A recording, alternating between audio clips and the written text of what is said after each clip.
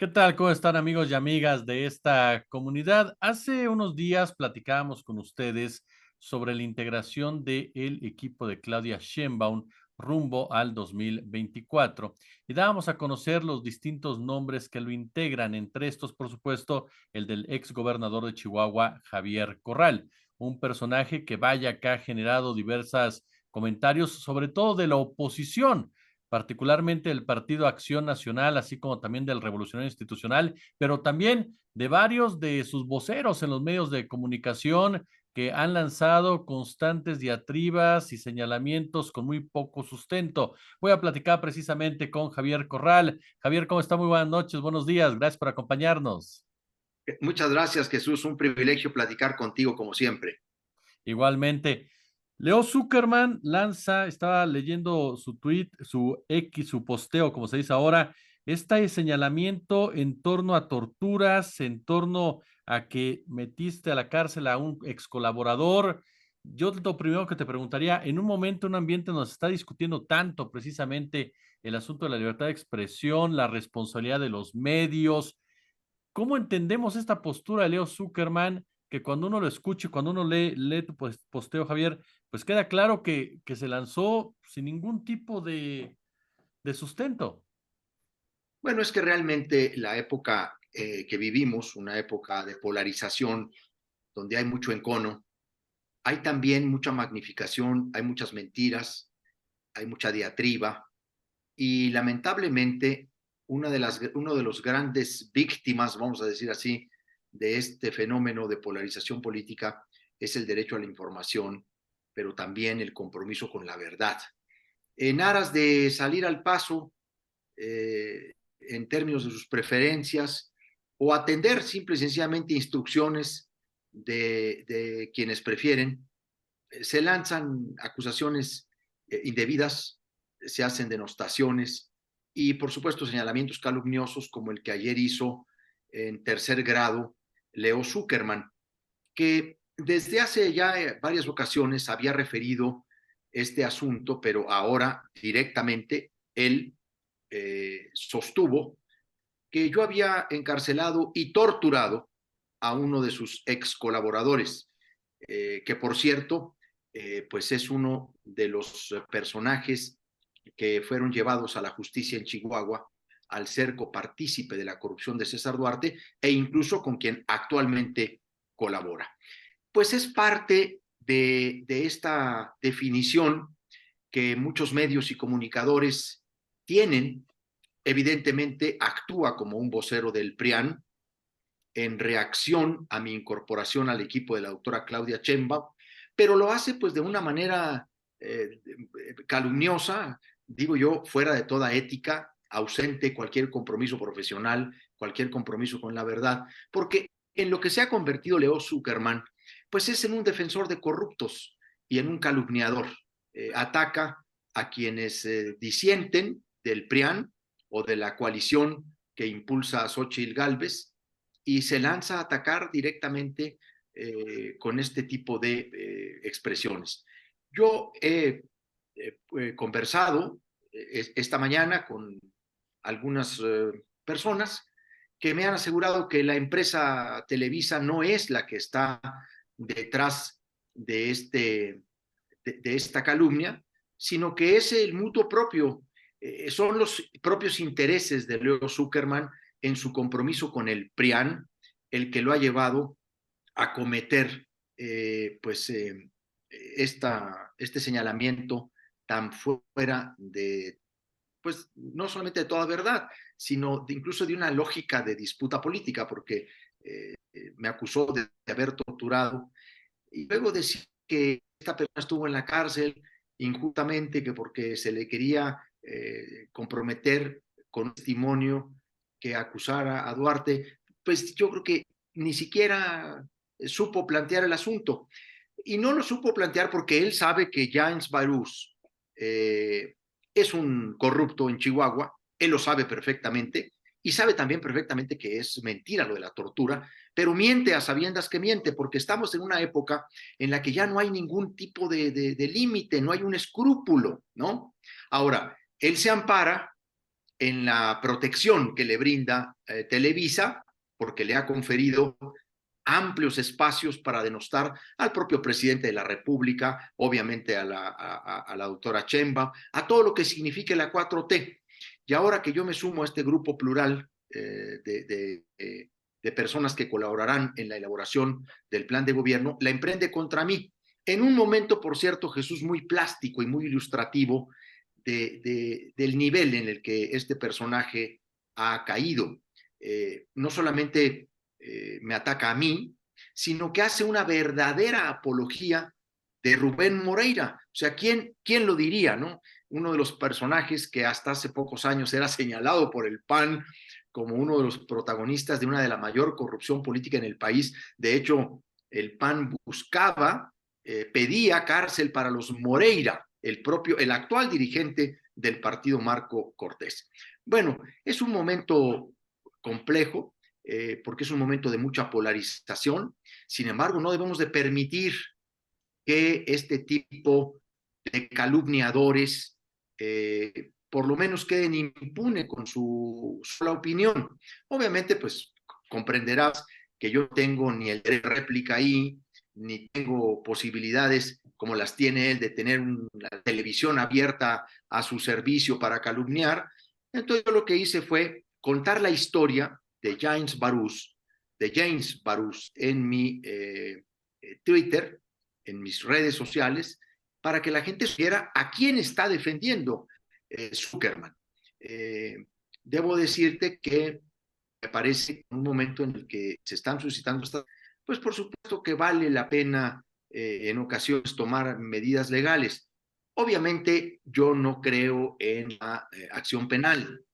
Yo creo que estos son actos que debieran dirimirse en instancias civiles o en los mecanismos especiales que, como en la Ciudad de México, previstos para la ley, para una ley del derecho a la propia imagen, y en donde fundamentalmente lo que hay que buscar es que se retracten o que pidan disculpas y en su caso mayor, pues que sean sancionados económicamente para que también les duela, porque además, pues las han de pagar bastante para hacer este tipo de calumnias. Yo creo que tenemos derecho a defendernos. Es lo que yo hice hoy, por ejemplo, Jesús, en mi Twitter, ¿no? Defenderme, responder y un poco exhibir este nivel ya grotesco en el que se ha convertido el tercer grado de Televisa, ¿no? Un espacio dedicado fundamentalmente a golpear al presidente de la República, a apostar a la 4T, al movimiento de López Obrador, en un horario privilegiado, un horario especial, con una impunidad. Entonces yo no quise dejar pasar el hecho y por eso respondí, Jesús. Javier, lo comentamos un poco fuera del aire. Ya se esperaba cierta reacción a tu presencia en el equipo de Claudia Sheinbaum, sobre todo partiendo de los personajes del PRI y del PAN, que fueron personajes con los cuales tuviste fuertes diferencias, Marco Cortés, Alejandro Moreno. ¿Qué prevés que venga de aquí en adelante? ¿Qué prevés que se pueda presentar en torno precisamente a tu incorporación con el equipo de Claudia Sheinbaum y a este tipo de actos por parte de la oposición? Bueno, de la oposición y sus voceros, porque ha recaído más Sí. esta diatriba en los ceros, ¿no? Que se disfrazan de analistas políticos o de intelectuales, pero que en realidad sirven a los intereses del PRIAN.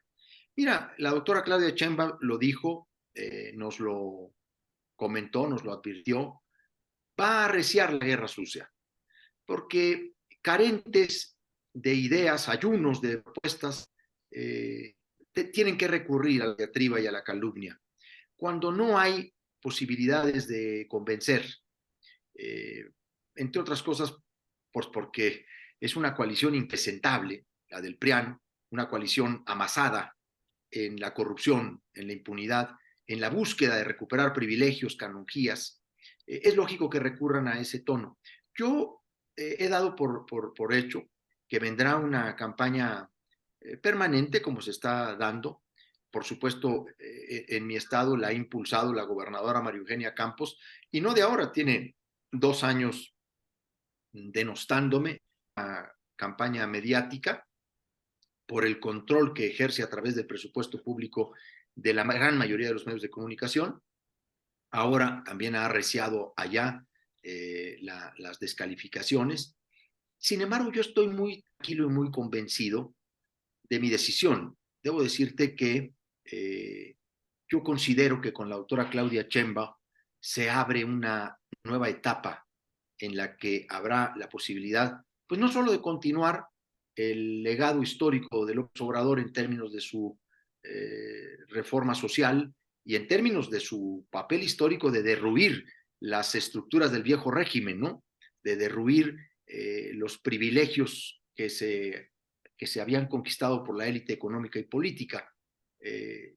Me parece que además de continuar en lo esencial con el trabajo de López Obrador, habrá la posibilidad de mejorar los métodos, de concretar objetivos que no se han logrado, iniciar también una nueva dinámica de entendimiento político, de inclusión, que restablezca el diálogo en la pluralidad. Y yo creo que ya se dio el primer paso al invitar a este grupo de expertos, fundamentalmente académicos, científicos, especialistas en cada uno de sus temas. Creo que en ese grupo yo soy fundamentalmente el político. Bueno, pues seremos yo creo que 2 o 3 personas las que tenemos más una actividad política que intelectual o académica.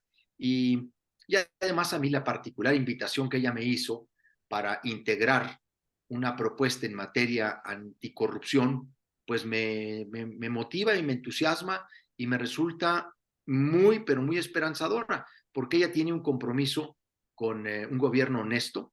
Ella tiene un compromiso para garantizar el derecho humano a un ambiente libre de corrupción, porque ella, además de ser una persona muy preparada, una mujer muy inteligente, es una persona honesta y para mí eso cuenta muchísimo. Así que todo lo que sea para colaborar con el país, contribuir, generar mejores condiciones, lo voy a hacer. No importa cuáles sean por ahora los costos o las consecuencias de esa decisión.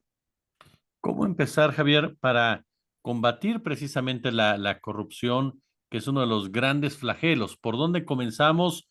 Venimos de un sexenio como el de Andrés Manuel López Obrador, que se han tomado medidas al respecto. El propio presidente reconoce que no se alcanzó todo lo que él quería que se alcanzara en esta materia. ¿Cómo se profundiza a partir del gobierno de Claudia Sheinbaum? Bueno, en primer lugar, no basta con que el presidente de la República sea una persona honesta, Jesús. Ha resultado claro que, que el ejemplo de una conducta personal no es suficiente, que por más que el presidente se empeñe o con su propia honestidad genere un llamado, no ha resultado suficiente para abatir un problema que es un fenómeno muy complejo, que tiene una enorme transversalidad, podríamos decir universalidad, porque la corrupción atraviesa a amplios sectores, no solo del servicio público, también de nuestra sociedad. Es transversal a niveles de gobierno, a partidos políticos, a poderes, a sectores sociales, económicos. Lo que necesitamos es diseñar y construir un gran pacto social, económico, político que establezca de una vez por todas un compromiso de la nación con el Estado de Derecho y con el combate efectivo a la corrupción y a la impunidad.